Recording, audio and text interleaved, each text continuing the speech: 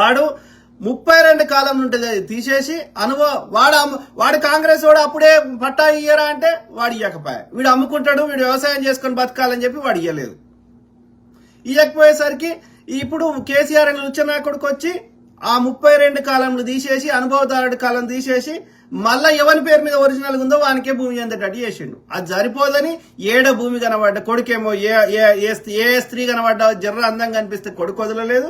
కొడుకు గాని BJP BRS సంబంధించిన వాళ్ళు ఇక అయ్యనేమో ఏడ భూమి కనబడ్డ వదలలే. కానీ ఆగమ్మకి ఆడ నీకు మంచి ఇల్లు కట్టిస్తా అని ఉన్ని ఇల్లు కులగొట్టి ఆయన అట్లా చెప్తేనే వాళ్ళు కులగొట్టనిస్తారని కులగొట్టి తన ఫామ్ హౌస్ కి దారేసుకున్నాడు.